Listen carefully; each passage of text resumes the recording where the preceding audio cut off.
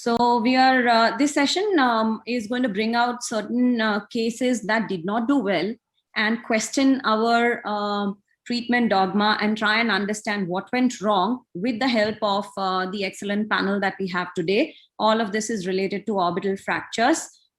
Just wanted to invite everyone to one of our meetings at the Vizag campus called Looking Beyond the Eye, where we'll have a major session on mucormycosis as well. So this is essentially just our perspective, and it may not be a treatment paradigm, but what we are trying to highlight here is the several things that can sort of go wrong in the management of orbital fractures. The orbit or the facial skeleton is essentially a very complex structure with a lot of facial buttress systems present, which with the aim of protecting the soft tissue in situations of trauma.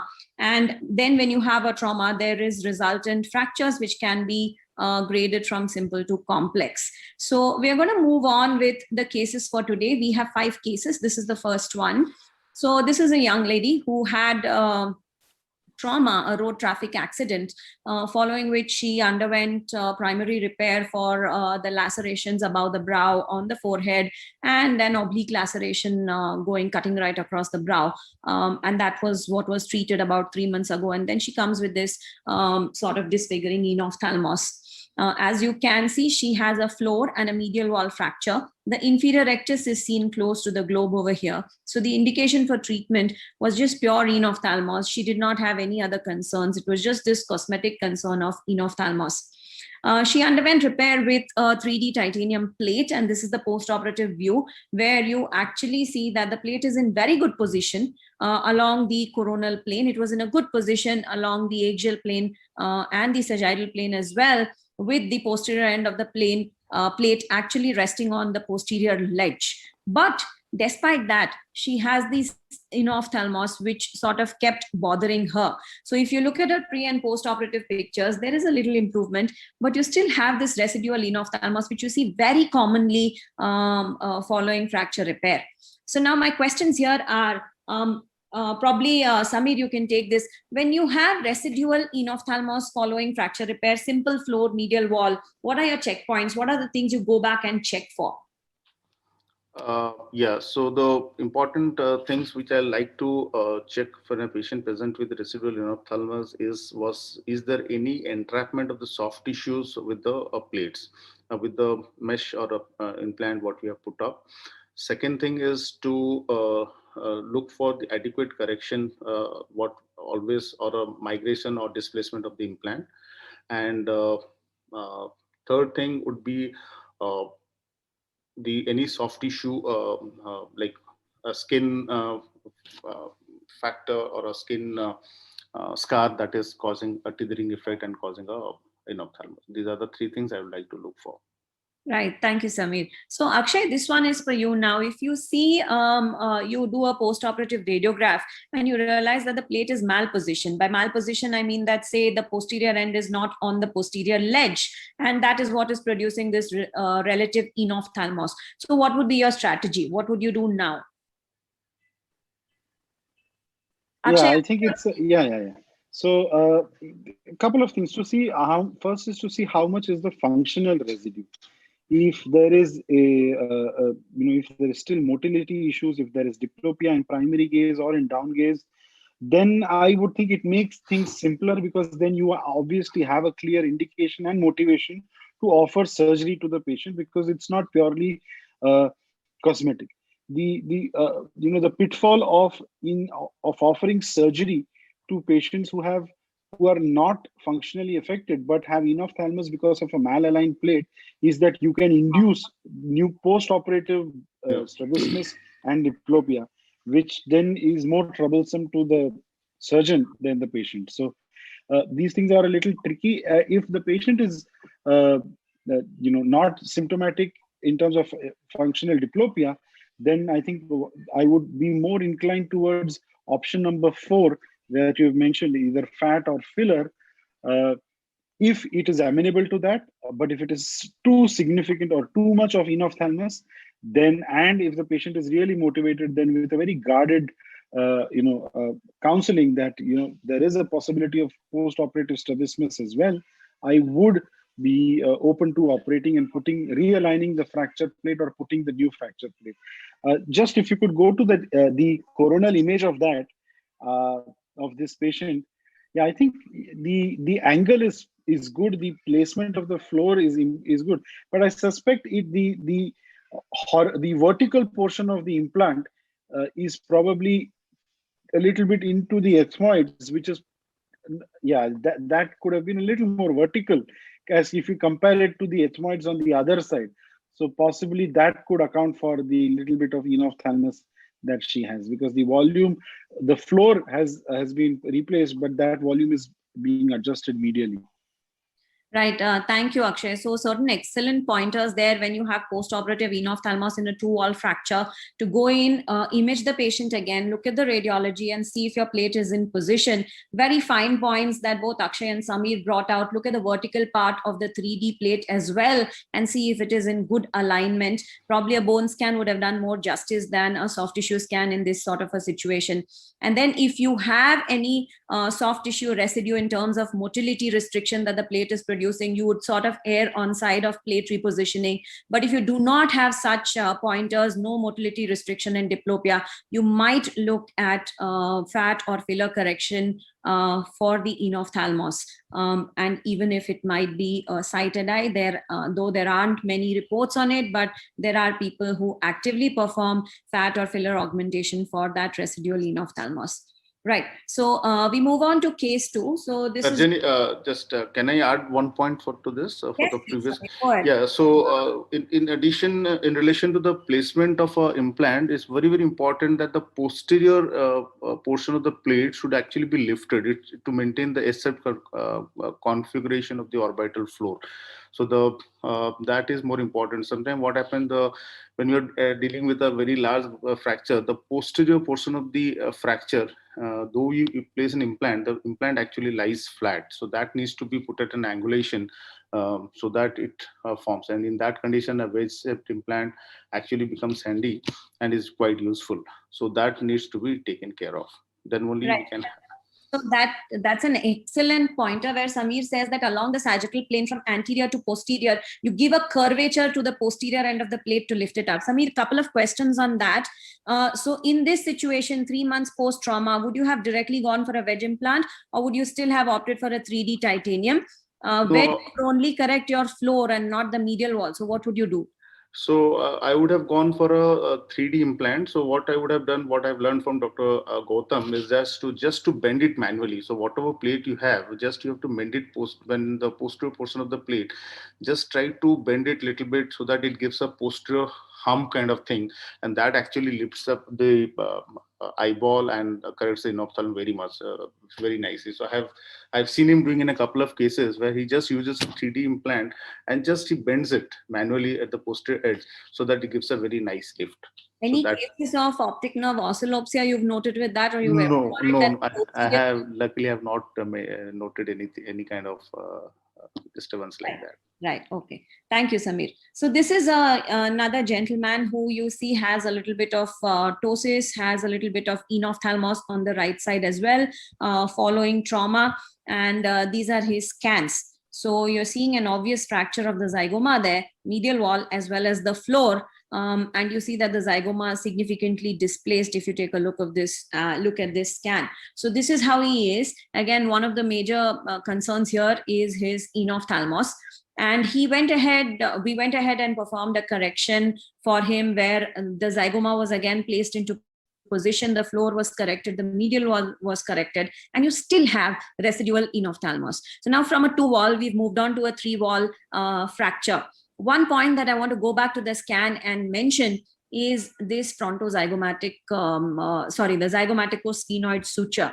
And in this 3D reconstruction, you can actually see that the fragment of zygoma is extorted and it has left back some amount of a gape here at the junction of the zygoma and the sphenoid. So that is my question now to the panel. that when you have this sort of a fracture with a 3-wall fracture, you assess him on post-op radiograph, everything looks normal, the orbital aperture looks normal, but you still have that gnawing gape at the zygomaticosphenoid. So the question here is, Shahid, if you are here, maybe you could take this up. Would you actually, while performing your open reduction internal fixation, dissect along the inner wall of the lateral wall, along the orbital side of the lateral wall, look at what has happened to your to your zygomaticosphenoid suture, see whether it is aligned or not, before you actually go ahead and perform your fixation at the frontozygomatic and sometimes at the body of the zygoma. Yeah, Tajni, am I audible? Yes, Shahid. Yeah, so Tajni, these are those cases where an oculoplastic surgeon should always consult and take a help of a MaxFax, because these sort of a fracture, they need a 3-point fixation. And a sublabial incision, the whole of the zygoma, it needs to be lifted up. And the point that you showed, that zygomatic sphenoid suture, there a plate and screw needs to be fixed, and that area has to be, that area. You have to tackle that area, you have to fix that area, otherwise the enophthalmos will not get corrected, and then you have to focus on the floor and the medial wall. So a 3-point fixation and the lifting of the whole of the zygoma by a sublabial incision, preferably by a MaxFax. Right. So while that incision allows you to perform this 3-point fixation, Shahid, that I mentioned, the question was that on the lateral wall, do you perform dissection along the lateral wall and go back and check whether these two fragments are now in alignment? No, actually dissecting there, Tajni, it doesn't makes much sense or doesn't give you much of an advantage. When you lift it from the oral side, the whole of the area, when you lift it and you look for the occlusion of the teeth, so that gives you a perfect idea whether this fragment has gone at its correct place or not. Obviously, the patient is under general anesthesia, and you cannot ask him to show you the chewing movement. So what you do, you look for the occlusion of the teeth on table and lift this area as much as possible. You cannot go and go and dissect in that area, in the area of sphenoid. That's a bit risky also, because you might be going close to the optic nerve in that area. So you just need to lift that area and fix this portion here. Right. So some excellent pointers here on a 3-wall fracture, where Shahid told us that you need several incisions. You need to team up with a MaxFax person. You need to correct the frontozygomatic, the maxillary buttress, as well as along the floor, and perform a 3-point fixation, and make sure that your zygoma has lifted up and is now rotated in the correct direction, in alignment with the rest of the orbital bones, when you have such complex 3-wall fractures. Right. So we move on to yet another case where you see this young gentleman, again, post road traffic accident. And quite frequently you see that, in our part of the world, that individual specialists sort of attend to the individual defects. Like you see a plating that has been done here at the frontozygomatic. This is exactly what I was trying to point out in the previous presentation, that this has been plated, but look at that gap between the frontozygomatic suture, the zygomaticosphenoid suture here. And he also has these multiple depressed pieces of bone. So in this sort of a situation, what would be the ideal treatment option for this patient? The floor has not been addressed. So Saurabh, if you could come in here and tell us that when you have primarily repaired fracture but partly done, what would be your way of managing this particular patient?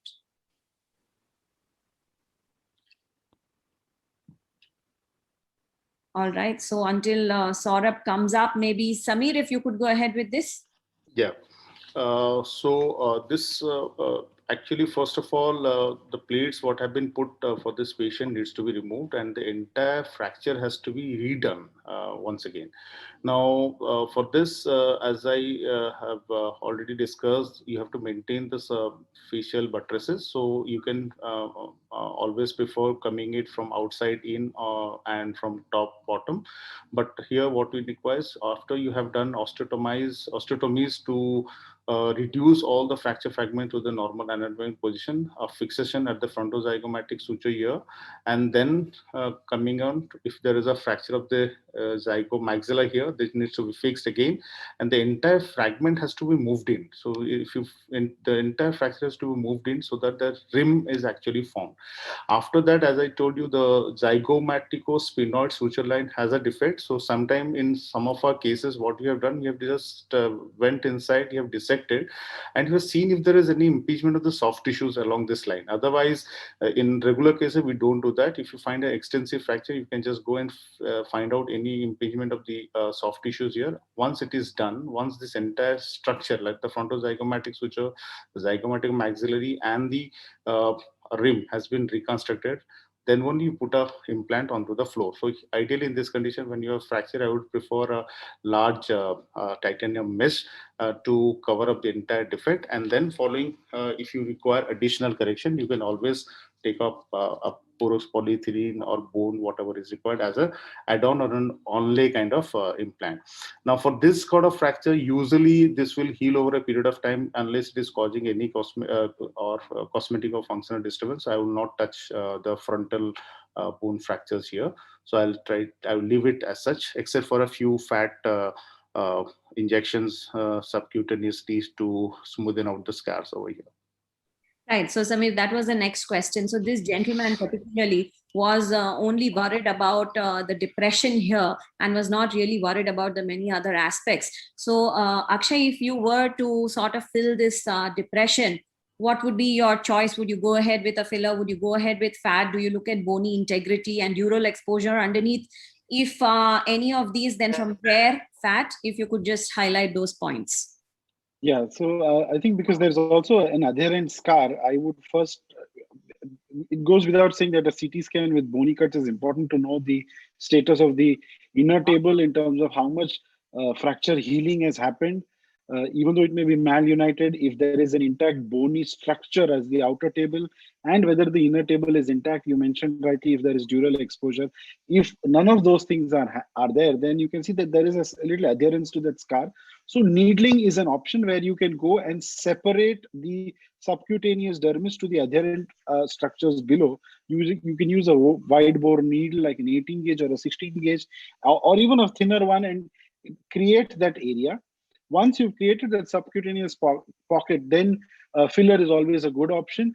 But remember, that's a dangerous area to fill because you have the supratrochlear and the supraorbital neurovascular bundles there. So whether it is fat or filler, you have to be very, very careful in your injection to make sure you don't have an intravascular filler injection and its associated complications if there is a retrograde flow.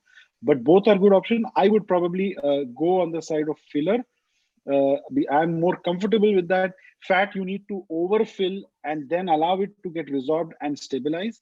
And that I think I'm not comfortable with. I'd rather have the patient come in periodically for multiple dermal fillers rather than one fat, which can be unpredictable at times. Right.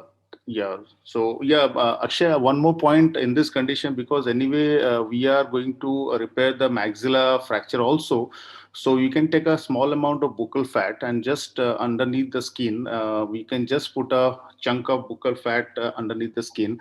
That actually evades the risk of fat embolism or multiple injections. That is one way to go for this scar. Yeah, and also allows him some buccal fat removal, which makes him look good.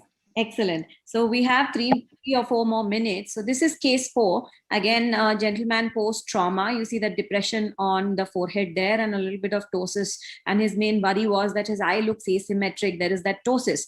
Now, unlike the previous one, which had a frontal fracture as well, you see this depressed frontal fracture, which is a little different in the sense that it is producing this impingement over the SR-LPS, which is probably the cause of ptosis. And that was my thought process. And I went ahead and I drilled that fragment of bone just to realize that there's no change in ptosis. So what would be your strategy for such patients? Would you do a sequential drilling of that impingement over the muscle and then see if any ptosis repair is required? Or would you leave that chunk of bone, do a little fat on the forehead to give it fullness, and just go ahead with your run-of-the-mill levator resection? Again, anyone who would like to... Yeah, Shahid. Yeah, see, I think you did the correct thing for such. It's actually a blow-in kind of a fracture, and if a fracture, and it mostly happens with the roof. So all these fragments, like if they are accessible, they should be removed as much as possible, and as you did it.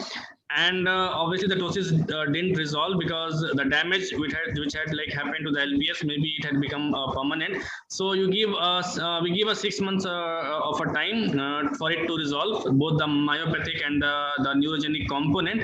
And if it doesn't resolve, depending upon the amount of LPS action, you can do a LPS surgery or a sling. Yeah. Yeah, thank you. Thank you. So we move on to the last case for want of time. This is very interesting, and I want everyone to sort of give their inputs on this case. So this was a young guy post these kind of fractures that you see over here. I've put up the cuts for you, all the walls involved, and you have a frank ptosis, and the eye is partly in the maxillary sinus.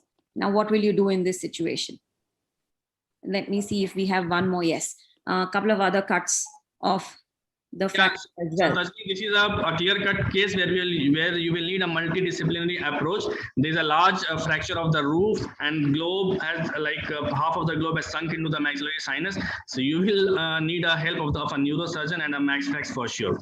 Yeah, and then later on, if you like the things which they have been repositioned, you can take up the patient for ptosis repair. That's all I can say. Yeah, Shahid, thank you so much. For the want of time, I'm just going to reveal the suspense here. So this is the first case in my career I have seen where the fractured bone has actually gone inside the eyeball. That was... Yes. I thought that was an artifact. So I was going to say that. No, it is evident from the scan also, from the sagittal cuts. Yeah. So this was, I never anticipated this and only realized it on the table when I started to prep the patient and started planning for the inferior transconjunctival incision.